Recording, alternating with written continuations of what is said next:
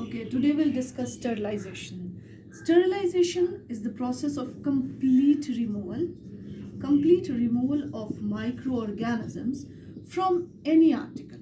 किसी भी आर्टिकल को फ्री करना माइक्रो ऑर्गेनिज्म से, उस चीज को, उस प्रोसीजर को बोला जाता है स्टरलाइजेशन. स्टरलाइजेशन का एम क्या होता है students? Sterilization aim is to remove और डिस्ट्रॉय.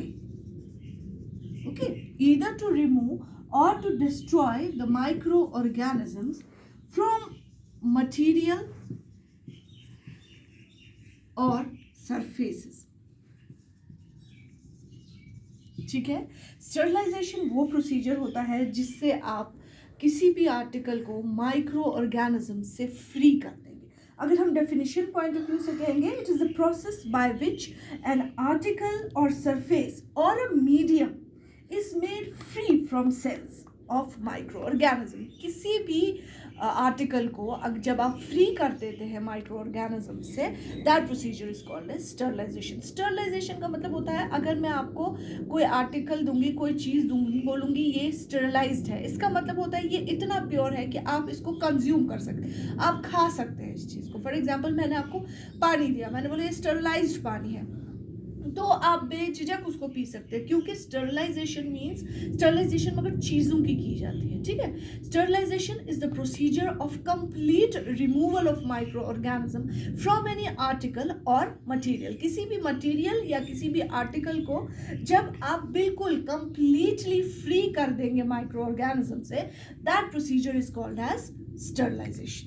स्टरलाइजेशन में और एक चीज आपको याद रखनी है, the process of sterilization kills both vegetative as well as non-vegetative organisms, or you can say it kills sporic as well as non-sporic microorganisms.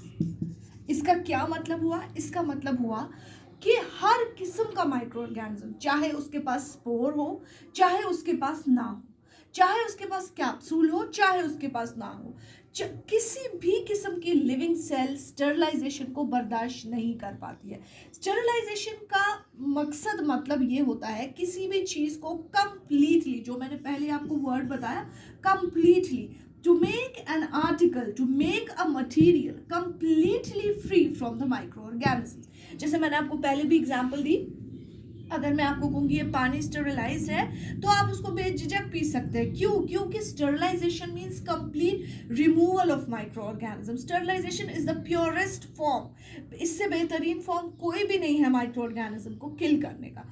तीसरी चीज जो इसमें याद रखनी है, चाहे वेजिटेटिव ऑर्गेनिज्म हो, चाहे नॉन वेजिटेटिव हो, चाहे स्पोरिक हो, चाहे नॉन स्पोरिक हो, किसी भी किस्म का माइक्रो ऑर्गेनिज्म जो होता है वो कंप्लीटली किल हो जाता है by the process of sterilisation. So students, nutshell में sterilisation is the process by which an article और सरफेस और medium is made free from cell microorganisms either in the vegetative form or in the sporic form. The main aim of sterilization is to remove or destroy. जैसे मैंने यहाँ आपको कहा, M क्या है sterilisation की? टू रिमूव और to destroy the microorganism from the material और from any kind of the surface. Overall इसका मकसद क्या होता है कि आप डिस्ट्रॉय करें पैथोजेनिक माइक्रोऑर्गेनिजम्स. ठीक है स्टूडेंट्स. अब बात होती है क्या यूज है, what is the importance of sterilization in microbiology. Microbiology में स्टरलाइजेशन की क्या इंपॉर्टेंस है? सबसे पहली इंपॉर्टेंस ये है कि आपके जितने भी सर्जिकल और क्या उसको हम बोलते हैं डायग्नोस्टिक प्रोसीजर्स में जितने भी इंस्ट्रूमेंट्स आपको इस्तेमाल होते हैं, the instruments used is to be sterilized before using. ठीक है. आप, जैसे मैं आपको क्लास में भी बहुत बार बोलती थी, सर्जरी के दौरान जितना भी सामान इस्तेमाल होता है वो हर बार आपको स्टेरिलाइज करना होता है. अगर आप डेंटिस्ट की दुकान पे जाएंगे, क्लिनिक पे जाएंगे, तो आप देखेंगे कि वहाँ पर उसको गैस पे उबल रहा होता है कुछ. That is the procedure of sterilization. वो एक पेशेंट का दांत निकालता है, उसके बाद उन चीज़ों को पहले स्टेरिलाइज करता है. Without sterilization proper aseptic condition attain करना it's quite impossible.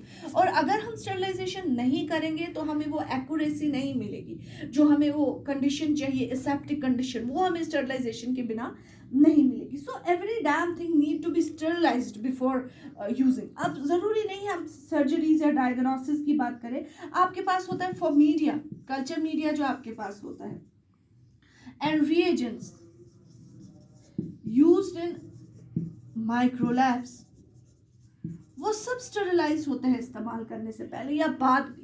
Okay, food industry में भी बहुत ज़्यादा इंपॉर्टेंस है इसकी. आपने सुना होगा पास्चराइज स्टरलाइज्ड फूड, वो उसकी वजह से भी क्या होता है, बैक्टीरिया किल हो जाता है और उसकी जो शेल्फ लाइफ है वो बहुत ज़्यादा इंक्रीज हो जाती है. आई होप आपको समझ आ रहा होगा. अब हम पढ़ेंगे टाइप्स. जब हम ब्रॉडली क्लासिफाई करते हैं students, when we broadly classify the sterilisation, sterilisation के दो मेजर टाइप्स होते हैं, dry heat sterilisation and wet heat sterilisation. आज मैं आपको पढ़ाऊंगी dry heat sterilization.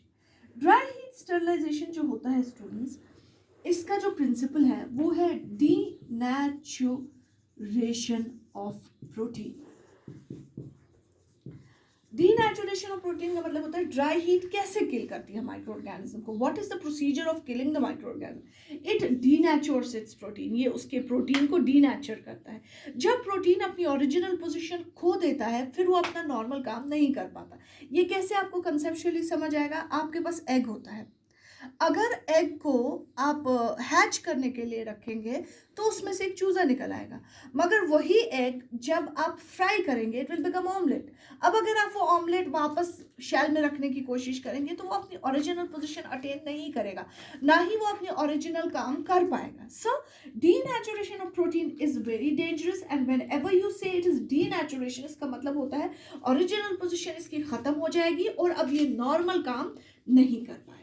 Okay, dry heat sterilization में पहला तरीका होता है that is called as red heat sterilization.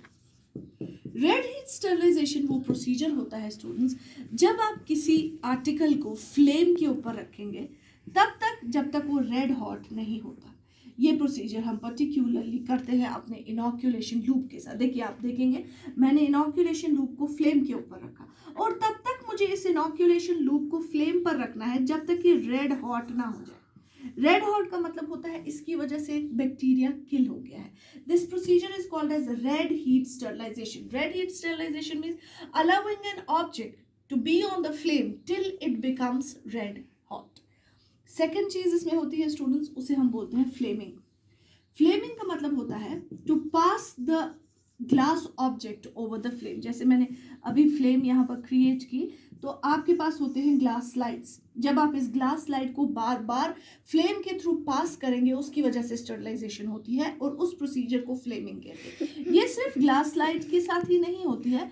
You can do this procedure with the conical flask also. Flask का जो मुंह होता है उसको भी फ्लेम के ऊपर आप घुमा सकते हो and that procedure is called as what you call as flaming. ये दोनों प्रोसीजर अगर आपको याद होगा पास्चर यूज करता था. जब वो इंजेक्शन करता था तो नीडल को रख देता था इसके ऊपर फ्लेम के ऊपर या कभी फ्लेमिंग करता था. Both procedures were introduced by Pasteur और दोनों ही यूज होते हैं अभी भी. Right, still in the microbiology both of the procedures are used commonly. Okay, इसके बाद होता है हमारे पास एक instrument that is called as hot air oven. ये मैंने आपके लिए एक वीडियो अपलोड पहले ही कर चुकी हूँ, फिर भी मैं यहाँ पर थोड़ा बहुत बताऊंगी. हॉट एयर ओवन एक इंस्ट्रूमेंट होता है जिसमें आप हीट देते हैं right from the 60 degree to 220 degrees. ठीक है, आप हीट देते हैं और ये क्लोज्ड चैम्बर होता है जिसमें बहुत ज़्यादा हीट जनरेट की जाती है और उसी हीट के जरिए आप अपने ग्लासवेयर को स्टरलाइज करते हैं. फोर्थ होता है that is called as incineration. The procedure is called as incineration. Incineration का मतलब होता है, अगर हम डिक्शनरी मीनिंग देखेंगे, burning under controlled condition. ये आप कहाँ यूज करते हैं स्टूडेंट्स? ये आप हॉस्पिटल्स में देखेंगे, आप देखेंगे हॉस्पिटल का जो हर हॉस्पिटल का अपना एक इंसिनरेटिंग रूम होता है, जहाँ पर हॉस्पिटल का वेस्ट मटेरियल जला दिया जाता है, जैसे बेडिंग्स, लिनन्स, या आपके ओटीज़ में से बहुत सारा कॉटन, गॉज़ वगैरह निकालते हैं, उसको पहले जला दिया जाता है, ठीक है जी। उस जलाते हैं उसको, नॉर्मल जगह पर नहीं जलाते हैं, उसको एक रूम में जलाते हैं जिसको हम बोलते हैं इंसिनरेटिंग रूम। और इस तरह जलाने के प्रोसीजर को बोला जाता है इंसिनरेशन। इंसिनरेशन का मतलब होता है बर्निंग अंडर कंट्रोल्ड कंडीशन। जब आप कंट्रोल्ड कंडीशन में बर्न करेंगे, the procedure is called as incineration. I hope it's clear. Thank you.